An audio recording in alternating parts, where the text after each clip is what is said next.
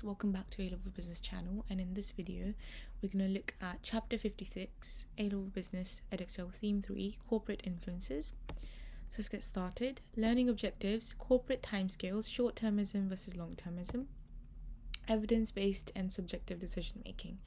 Okay, so in this chapter, our main goal is to understand management decision making and how that impacts businesses in the short term and the long run.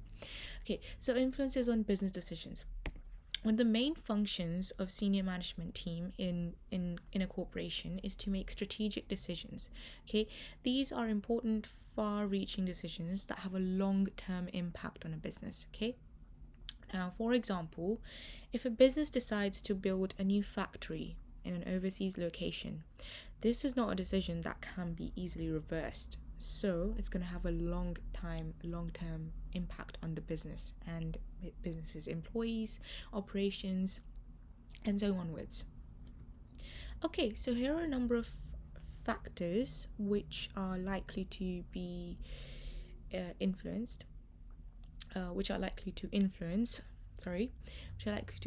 corporate strategic decision making. First one is corporate influences. So most businesses will have a set strategy which has long-term objectives and short-term objectives. Okay, so the corporate influences might be that the businesses want to increase profits, businesses want to boost profits or boost market share, market growth, and they might have really specific strategies. For example, to reduce costs, they might want to limit wages, they might want to just increase profit by just 1% in 2 years, in 3 years, and so onwards. Okay, so that is an example of a corporate influence. Okay, the decision making is then influenced by these corporate objectives, these corporate influences. Okay, now another corporate influence, it might be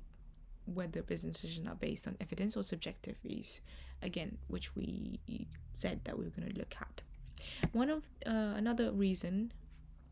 Another factor which may influence the corporate decision is corporate culture. Okay, so that is a culture of an organization.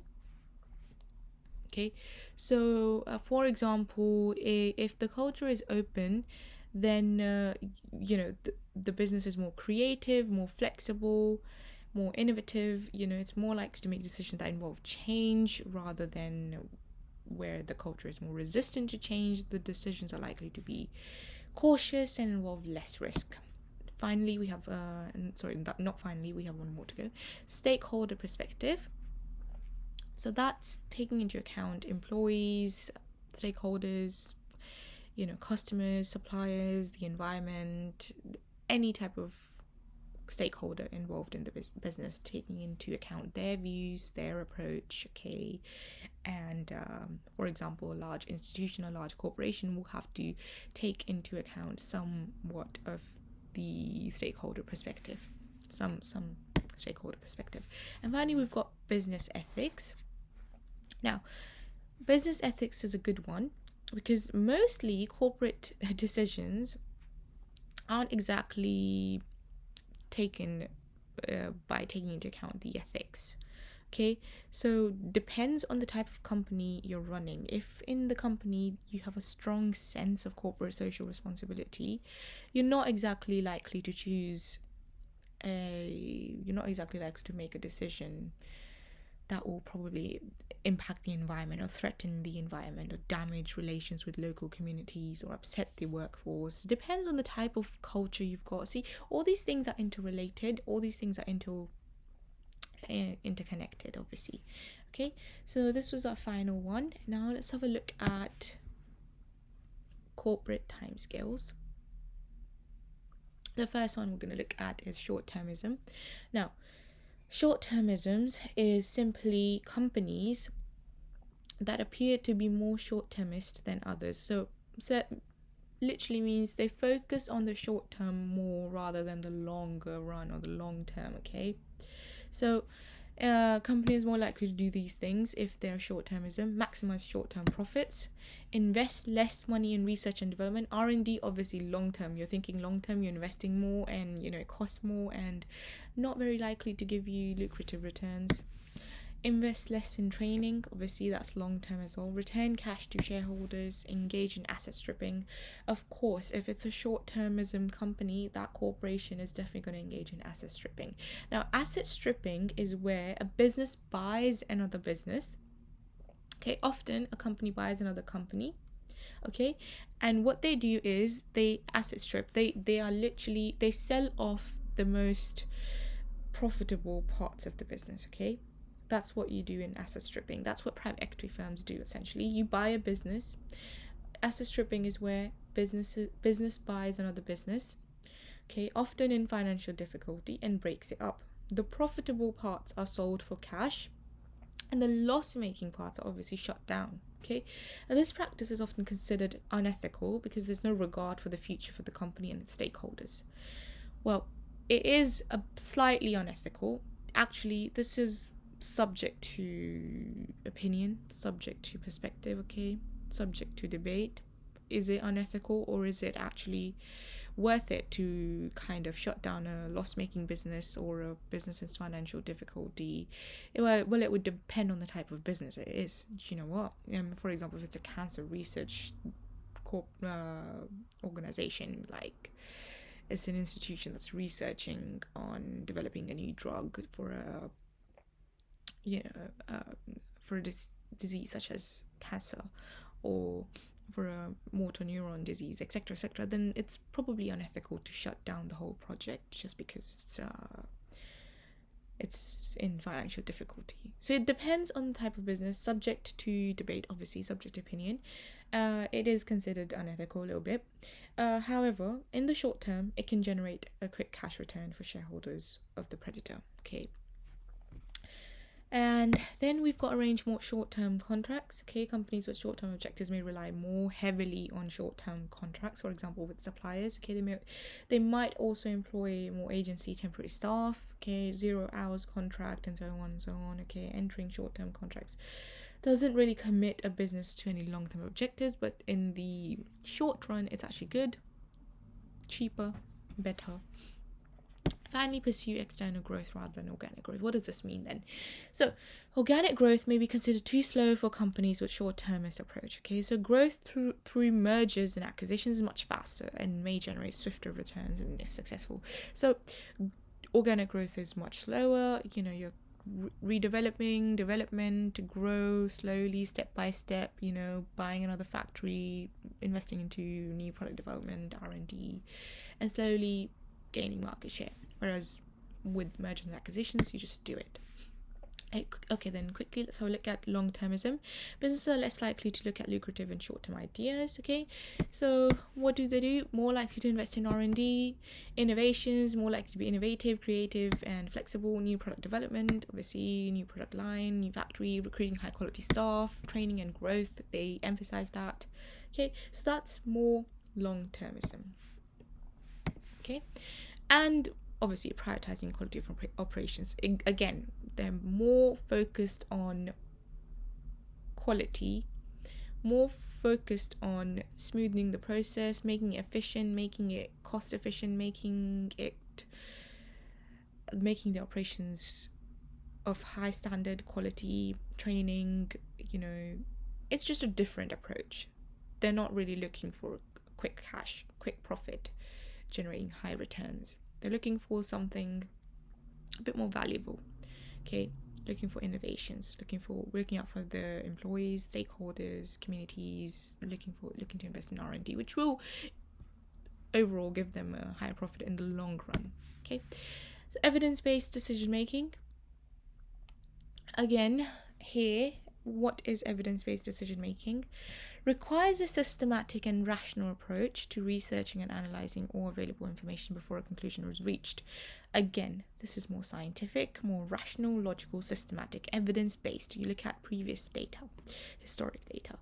What does it involve then? So it involves identifying objectives, Okay, this is the first ever stage in the process. Okay, decisions are likely to be complex, and the board of directors usually kind of look at the objectives that they're trying to achieve. What do we want? Okay, maybe planning for an uncertain future, dealing with low profitability. What's the objective? What are we trying to achieve? Then collect the information and ideas. Okay, for example, the decision whether or not to launch a new product might require some information about possible sales, consumer reactions, and market research data, cost of production, etc., etc. So you need some information, and we analyze that information, and then you finally end up making a decision. Well, once you've made the decision, then you'll probably have to communicate that decision to the personnel. Okay, and quite often the people making these decisions are not those that carry them out. So instructions have to be passed down to someone else. Okay, managers, junior managers, other members of staff, and so communication is a big part of it all. Then you've got outcome. Okay, once a decision has been carried out, it will take time before the results are known, and finally, when results come in, you get to evaluate those results.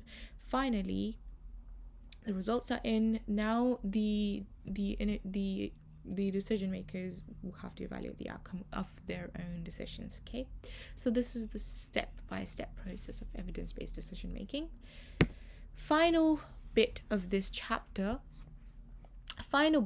is subjective decision making. Now, making a subjective decision involves choosing a course of action that you feel is right. Okay, so it's more personal, an approach where the personal opinions form a key part of decision making and strongly influence the course of action taken. Okay, now for example, let's think about a feel right decision. Okay, so it might be that to make a decision when driving into an unfamiliar destination. Okay, if you come to a fork in the road. Okay, you come to a road and there's no signpost, there's nothing. Which way do you go? Where you have no prior information, you have no information. Which way do you go? You're driving somewhere unfamiliar. Which way do you go? So which way do you think the route you take is the one you feel is right? Okay, now this is not an evidence-based decision. Now, some might argue that subjective decision making is too risky when making strategic decisions. This is because subjective decisions may be based purely on the opinions and emotions of just one person. Okay, so however, it's more likely to be appropriate when there is lack of current, accurate, and meaningful information. So when you don't have a lot of information, so decision makers are most likely forced to make a subjective decision, right? So some organizations are dominated by persuasive and powerful leaders. Now, what does that mean then? That simply means that those people single-handedly take decisions into their hands and they do what they feel is right. And most of the time, their gut feelings are correct, are right. Sometimes it doesn't work out, but most of the time it's okay. So, leader makes all the strategic decisions single-handedly, okay? And if it's a particularly experienced leader, then they have a good track record of decisions, and there is a culture of trust in their organization, which are dominated by persuasive and powerful leaders.